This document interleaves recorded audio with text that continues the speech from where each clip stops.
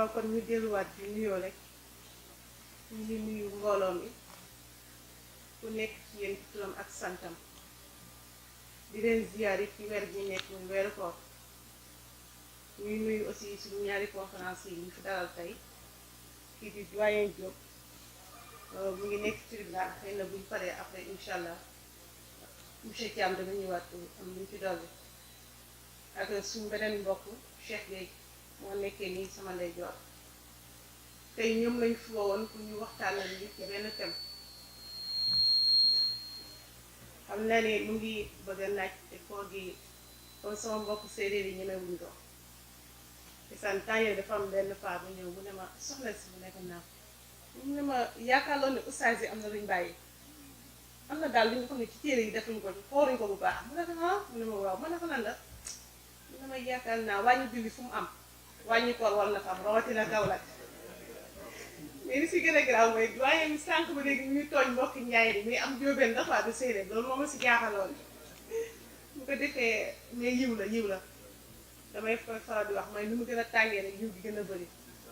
l'essentiel mooy nañu ñaan yàlla suñu borom am na ko mën nag yàlla nañu nangu suñu koor bu ñu ko nangulee aussi yàlla nañu ko fulal lépp lu si yiw rek bañ barkeeloo ko incha allah ndax xaj na ci moom yàlla na ko def mu mel ni tey dañ fay dajee ci waxtaan table ronde mu nekkoon le défi sécuritaire en Afrique de l'Ouest ñu jël ko ci benn waaw kon ñu continuer rek mu mel ni tey dañ fay daje woon gis table ronde mu nekkoon sànq comme ni ma ko waxee les défis sécuritaires en Afrique de l'Ouest mu nekk thème boo xam ne aussi dañ ko jël si benn thème central universel Ramadan mu nekkoon le Coran et les questions de l'heure exactement mu nekkoon le Coran et les questions de l'heure yaakaar naa ne ci ouverture bi Serigne Moustapha bi daan da koy xaw a jaaxal bu ñu le Coran et les questions de l'heure nee na du koy xaw a jaaxal la parce que alxuraan moom moo su fay jóg te li démb lu tey ak li suba yëpp wax na ko kon bu ñu jëlee thème bi aussi mu nekk nuñ ko bu ñu koy placé ci contexte am dañaa luy ay di jàmbat ñu gis ne bu ñu nee Afrique sowu jant mu ngi regroupé ay états lu mel ni Mali ma nga ca Sénégal ma nga ca Gambie naka noonu Guinée yi Côte d'Ivoire Niger ay Nigéria pratiquement def naa suma jumul 15 états la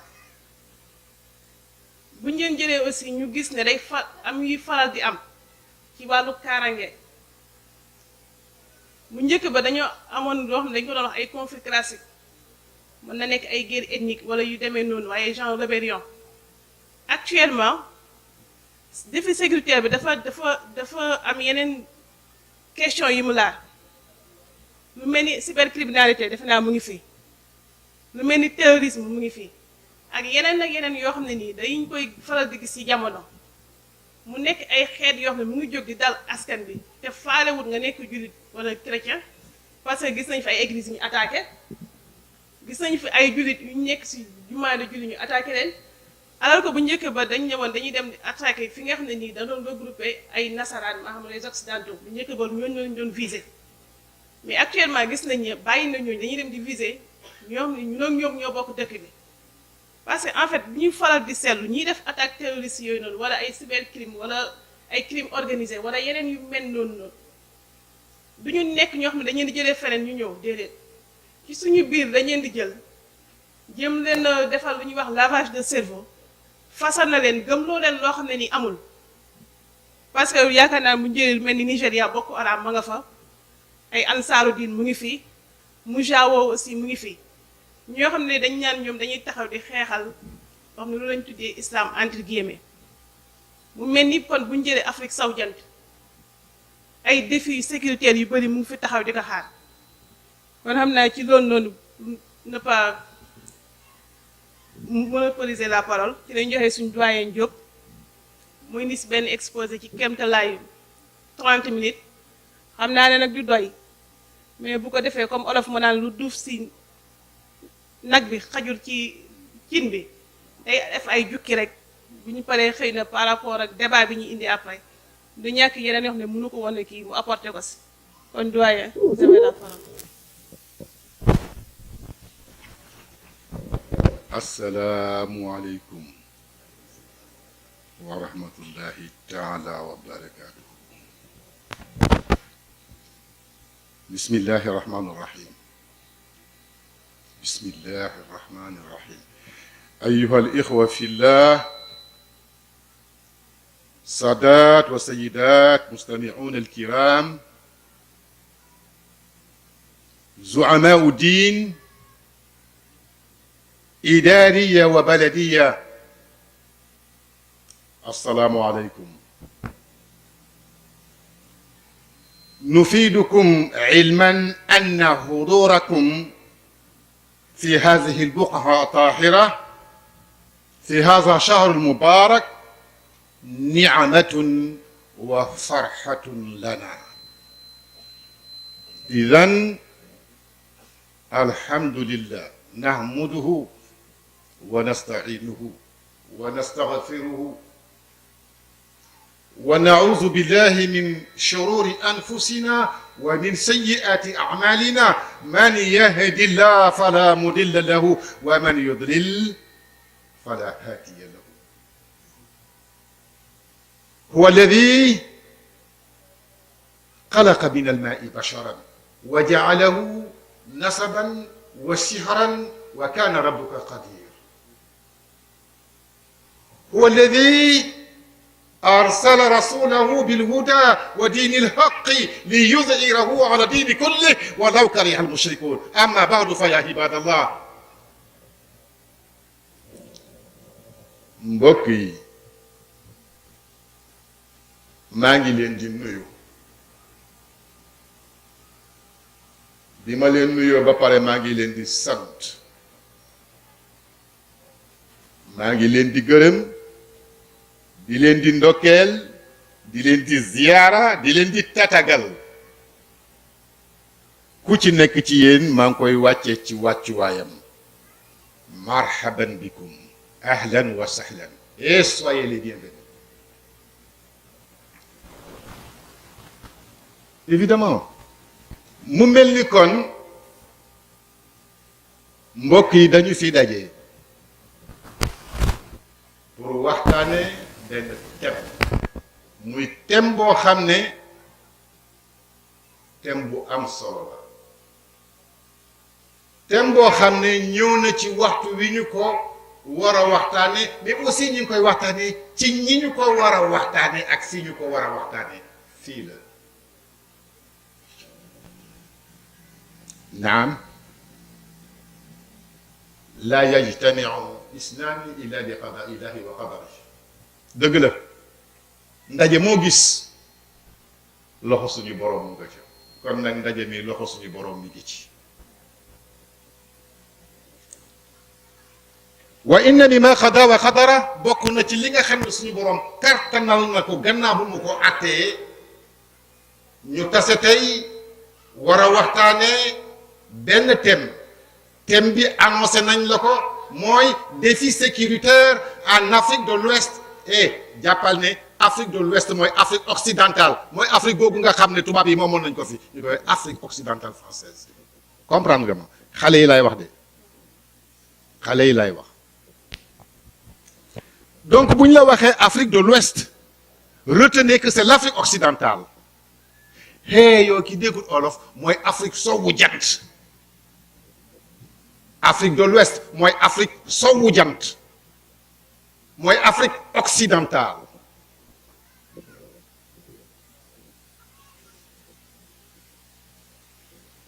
défi sécuritaire mooy lan? yan matuwaay ci lii gàllankoor kaaraange Afrique sowwu jant, yan matuwaay ci lii gàllankoor, lii yàq, lii ayibal kaaraange sécurité Afrique sowwu jant, lan moo koy yàq? lii gàllankoor kaaraange Afrique sowwu jant. et pourtant soo amee ak dégg-dégg, soo amee ak dégg-dégg te it nag gis nga thème boo indi ci àddina dafa am lu ñuy wax l'élément substantiel. thème boo indi ci àddina am na élément bu ñu ooyee élément substantiel la ëpp solo ca thème ba bi luga al arabiya muqul masala thème boo dem am na muqul masala yaani l'élément substantiel du thème mais thème boobu défi sécuritaire en Afrique de l'Ouest lan mooy muqul masala bi ana lan mooy l'élément substantiel élément substantiel bi jàppal ne mooy ban buntu la nuy ubbil askan wi néew doole te dëkkee Afrique sowu jant ban buntu la nuy ubbil askan wi néew doole te dëkkee Afrique sowu jant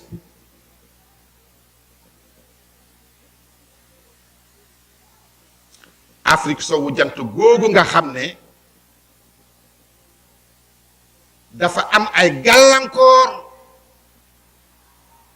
ci sécurité bi dafa am ay gàllankoor ci kaaraangeem ñooña fa dëkk way néew doole yooyu te dëkkee foofu yan matuwaay la nuy jël ak nag défi yooyu yan la loolu mooy muqul masala pour ma jàngatal la loolu pour ma est-ce que yéen a ngi may jëli pour ma jàngatal la loolu nag ñeenti tomb ci lay waxtaanee ak yow du yàgg nag bul yàkkamti surtout nii sant Njaay nga xam ne bu weeri koor jotee bu ñuy jàpp dañuy góox lu bari sotti lu tuuti ci ñeenti tomb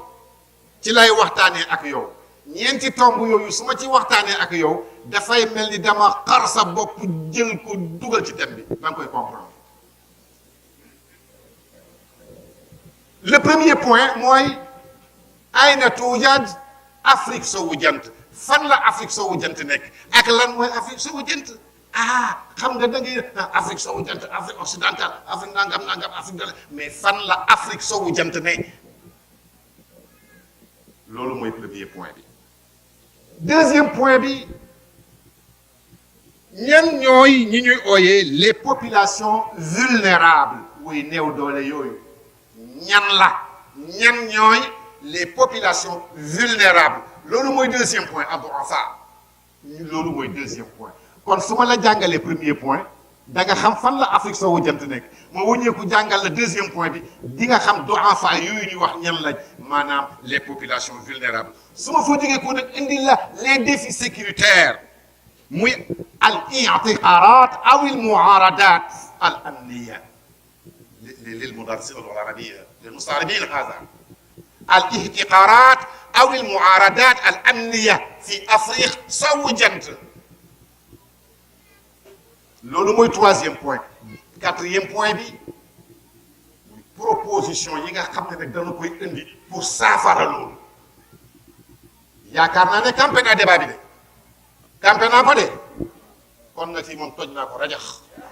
fii moom toj naa ko rajax voilà on continue comme d'habitude comme le font les enseignants ils disent bon on continue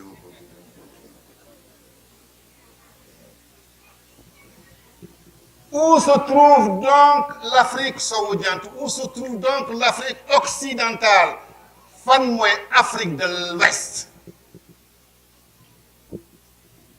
mu ne la l'Afrique de l'Ouest loolu ba ñoo def si ému de lañu ko def quoi l'Afrique de l'Ouest est une partie du continent africain et tu sais alors effectivement c'est vrai benn partie la ci continent africain parce que adduna bi ci boppam dafa am ay continent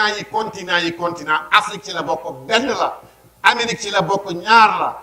Europe ci la bokk ñett la Océanie ci la bokk ñeent ngi noonu juróomeel bi mooy l'Asie du noonu oustaz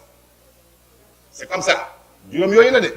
léegi nag juróom yooyu ñoom ñoo constitué àddina mu am ci nag benn continent bu ñu ooyee le continent africain boobu nag bu nekkee ne yaa ngi jublu bëj gànnaar nga jël carte Afrique def ko nii réew ya nga xam ne ñu ngi la séetoo ci sa ndeyjoor réew yooyu ñooy sowu jant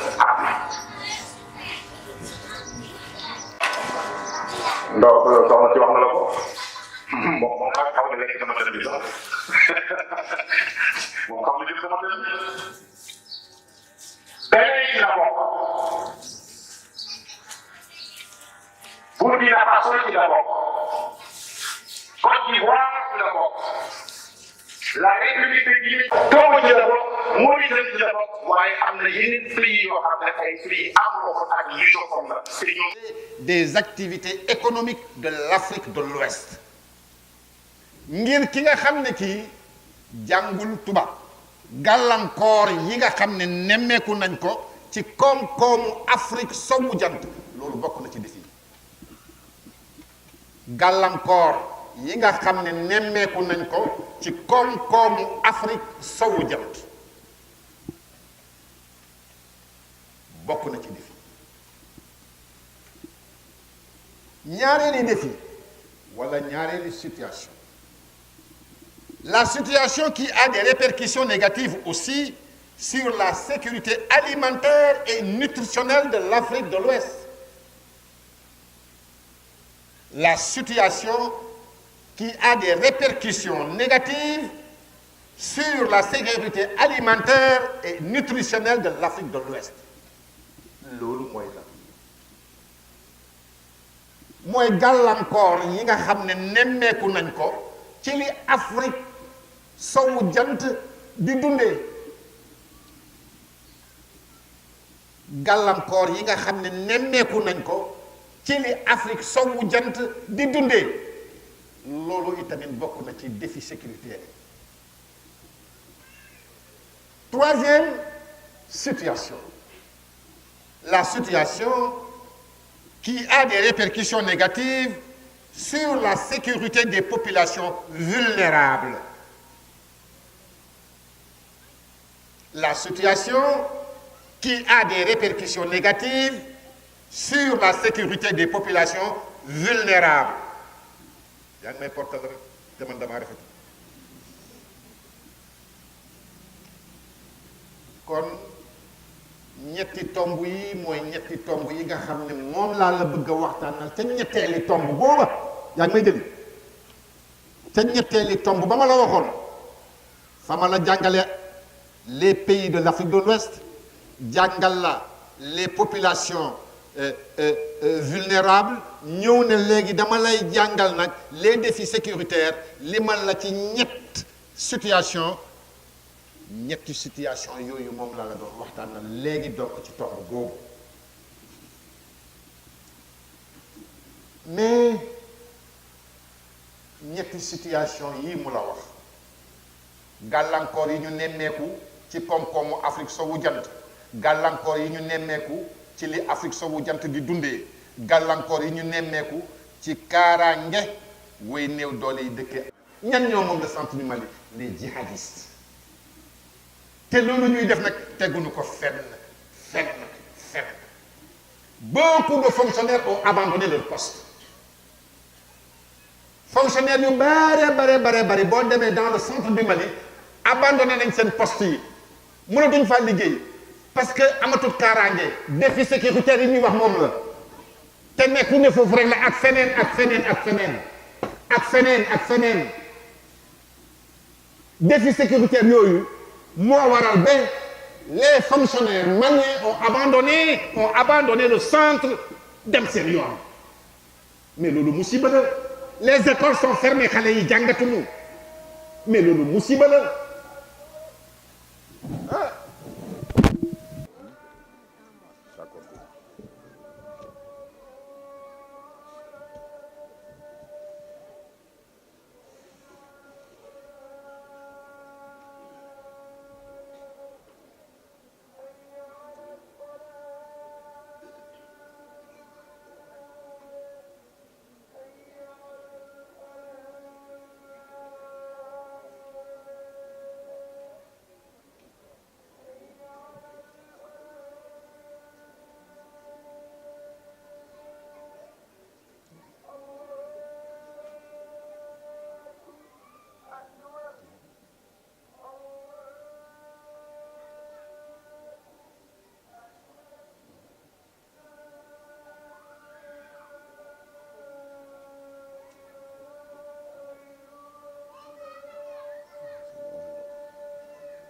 اللهم رب هذه الدعوة التامة والصلاة القائمة فآت محمد وسلم وابحث مكانا محمودا برحمتك.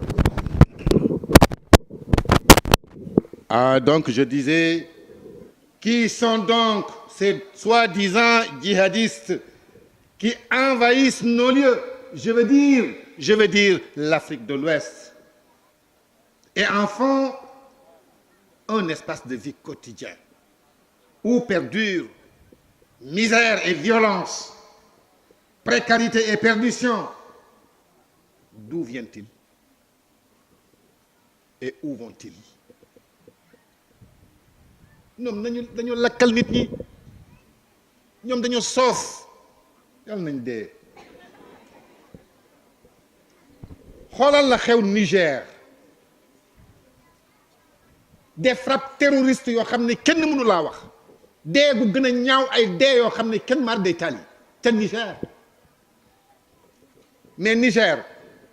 dafa am Afrique de l'Est, am Afrique de l'Ouest, am Afrique du Nord, am Afrique du Sud. yow yow gone nga de doo gone waaw kon gone gi yow Niger ci ban Afrique la bokk? Afrique occidentale, c'est très bien, c'est 10 sur 10, voilà, très bien.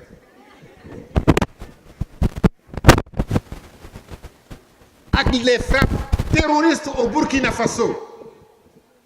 yaakaar naa Burkina Faso moom Afrique centrale la bokk ndax déet fan la waxal ma, Afrique centrale ndax Afrique de l'Ouest ndax Afrique de l'Est, fan la yow fan la ci loxo Burkina Faso, toi Afrique de l'Ouest, très bien. Et am na yeneen frappe, des frappes terroristes au Mali. Da ngay seet Mali la fa xew, Mali la fa xew lu ñaaw la, lu bon la, lu bon la. ak li nga xam ne amoon na Grand Bassam, Côte d'Ivoire, des frappes terroristes. Am des groupes affiliés à Al-Qaïda, à État islamique, Boko Haram, ñoo ñëpp dugg nañ ci suñu biir frontière. boo demee Mali ni ma la ko waxee léegi, les Touaregs réclament l'indépendance de l'Azawad. Amadou Koufa mi ngi organiser le front de libération du Massina. yooyu yëpp ay défi la, ay défi sécuritaire. dugg nag ci suñu suuf si, dugg ci suñu Afrique, ñu war ko fay dindi ba looloo waral damay dikk nag ci beneen tomb muy suma jeexteeli tomb muy nag léegi nag ñun nag nan la ñuy def nag, léegi nag nu ñuy def nag comme lii yëpp arrivé nañu, ñun léegi nan la ñuy def nag? xanaa duñ toog rek croiser les bras mel ni élève boobu nekk CI wala CP bu maître bi duggee mu croiser les bras fekk moo gën a nul ñëpp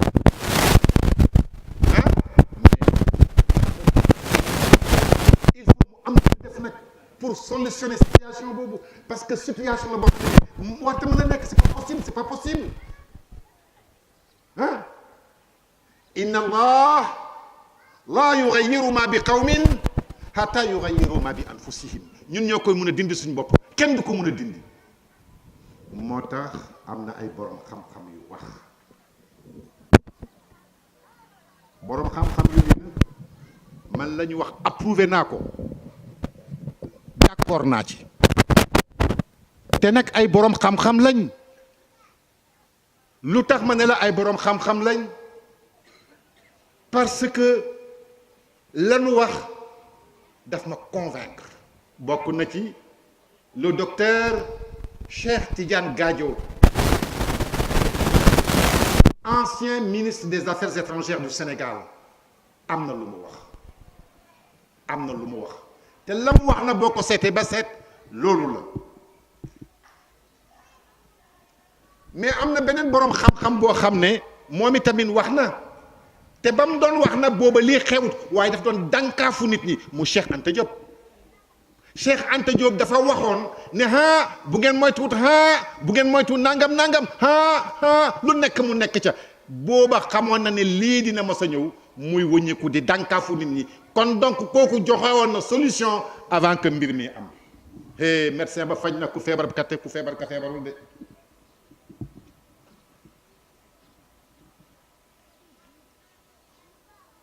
Cheikh Tidiane Gadio, docteur Cheikh Tidiane Gadio, Mouné, je propose un gouvernement d'union des États de l'Afrique de l'Ouest. Wax na dëgg wax na dëgg wax na dëgg un gouvernement boo xam ne du nekk un gouvernement d'union nationale nga xam ne Sénégal dong lay yem wala Mali dong lay dem yem déedéet un gouvernement de l'union. Un gouvernement d'union est toujours national, mais un gouvernement de l'union des pays de l'Afrique de l'Ouest. Ngir nag Afrique de l'Ouest mën a xool boppam di càmbar nga ay mbiri boppam loolu le Cheikh Tidiane Gadio proposé te man ànd naa ci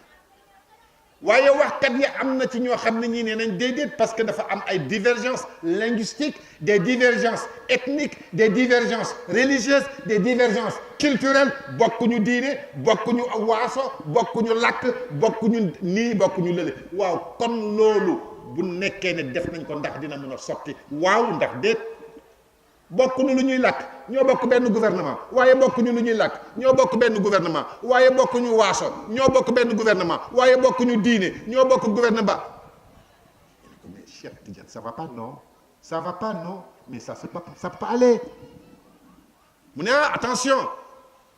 Cheikh Anta Diop am na lu mu waxoon la Cheikh Anta Diop proposé woon nee na da ngeen di créer benn état boo xam ne bi dañuy wax les fondements économiques et structurels des états fédéraux en Afrique noire moom yemutoon sax ci Afrique de l'Ouest mais Afrique noire la waxoon mi ngi expliquer allô salaamaaleykum qu'est-ce que c'est ça yaa ngi dégg non bu sax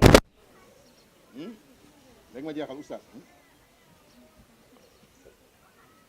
moom la nga xam ne moom la doon jàngale ci biir téereem boobu dafa ne africain yi ak ñi nekkul africain ñoo bokk cosaan te seen cosaan mooy Afrique kon nag divergence culturelle divergence ethnique wala divergence religieuse mënta tey ñii ànd te loolu mosoon naa am avant l'indépendance mu ne est-ce que xam ngeen ne Afrique ba nga xamee ne Afrique ci boppam tolluwul ci jafe-jafe yi góorgóorlu woon na ba am autosuffisance alimentaire ki góorgóorlu ba am autosuffisance alimentaire yaakaar naa ne bu ñu àndee day gën a baax kon nañ ànd def li Gadio wax. Avant l'indépendance, Afrique de l'Ouest atteindroon na autosuffisance alimentaire autosuffisance alimentaire mooy lan mooy da ngay lekk ba suur da ngay naan ba màndi te la ngay lekk dafay baax ñu sant Njaay kontaan nañ mais tey loolu amul. Imaginez aujourd'hui Afrique de l'Ouest mi ngi importer 25 milliards waxuma la CFA de dollars en nourriture. Et pourtant le tiers des réserves naturelles Afrique moom moo ko yore li ñu am amul benn continent bu ko am li ñu am ci got amul benn continent bu ko am li ñu am ci suuf amul benn continent bu ko am li ñu am ci ndox amul benn continent bu ko am li lépp am na kon li ñu dese mooy union lañ war a def saa waaye man waxkat laa de bu jotee da ngeen naan ma jot na de man waxkat laa bu jotee rek naan ma jot na yaa ngi dégg kon donc maa ngi jeexal alors loolu nga xam ne am nañ ko li ñu desee mooy ñu boole suñu doole pour aar suñu continent bi pour ñu aar suñu continent bi parce que 1,5 milliard de jeunes moins de 17 ans moo nekk Afrique sowu jant 1,5 milliard de jeunes âgés de moins de 17 ans ñoom ñoo fi nekk Afrique dama ne ceeru ressources naturelles yi adduna bi ñun ñoo ko am Afrique li mu am ci àll amul kenn ku ko am li mu am ci ndox amul kenn ku ko am kon donc l'Afrique n'est pas démunie mais elle est désunie asalaamaaleykum